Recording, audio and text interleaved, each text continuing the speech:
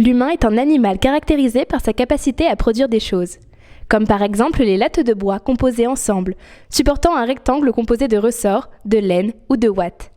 Cet ensemble est appelé lit. L'humain, ainsi réveillé, il peut enfin réutiliser ces deux outils visuels capteurs de lumière, aussi appelés yeux. L'orifice situé au milieu bas de sa tête, appelé bouche, permet d'emmagasiner de l'énergie pour survivre mais aussi de communiquer avec ses compères. Lorsqu'il se met en position verticale, nous appelons ça debout. En effet, ses deux pieds, mollets et ses deux quadriceps forment des jambes qui lui permettent de marcher, courir ou ramper.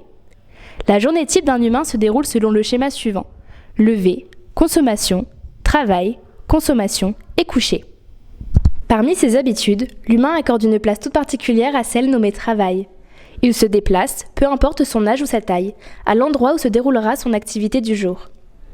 Le travail, activité machinale, ne leur active aucun hormone de plaisir, mais leur permet de se sustenter.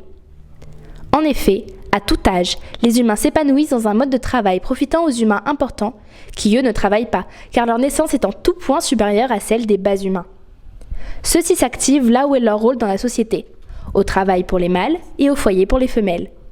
En effet, l'espèce humaine présente une intéressante distinction entre femelle et mâle.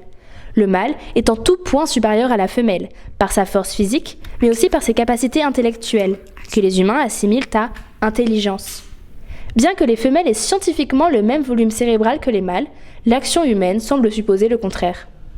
De plus, les mâles, en raison de leur supériorité évidente, ont plus de responsabilités dans la société, que leurs femelles attitrées se doivent de compenser par compassion et empathie. Cette notion de femelle attitrée est appelée mariage, où deux humains se lient pour un amour éternel. Mais les humains, êtres de nature menteurs, doivent céder à leur pulsion animale, impossible à contrôler. Certains mâles, de fait, subissent ces pulsions et ne peuvent contenir leurs envies de s'accoupler à d'autres femelles. Heureusement, celles-ci n'ont pas de raison de s'en plaindre, car elles aussi ressentent ces pulsions envers l'autre, mais plus secrètement. Les pulsions de l'humain sont également visibles dans le domaine de la nourriture. L'humain, comme tous les animaux, doit subvenir à ses besoins pour survivre. Néanmoins, lui ne doit ni chasser, ni déployer quelconque énergie pour se nourrir. Il lui suffit de se rendre au lieu de marchandises alimentaires, le supermarché, et sélectionner sa nourriture. C'est pourquoi l'humain est un animal particulièrement fainéant. De plus, l'humain est particulièrement déréglé. Il lui arrive de manger sans même avoir faim, juste par la simple envie d'agrandir son estomac. Certains cas ne sont même plus en capacité de se contrôler et mangent constamment. Cette vie unique dont les humains jouissent est rapide, tracée et courte. C'est pourquoi certains cherchent une issue à la mort par les croyances.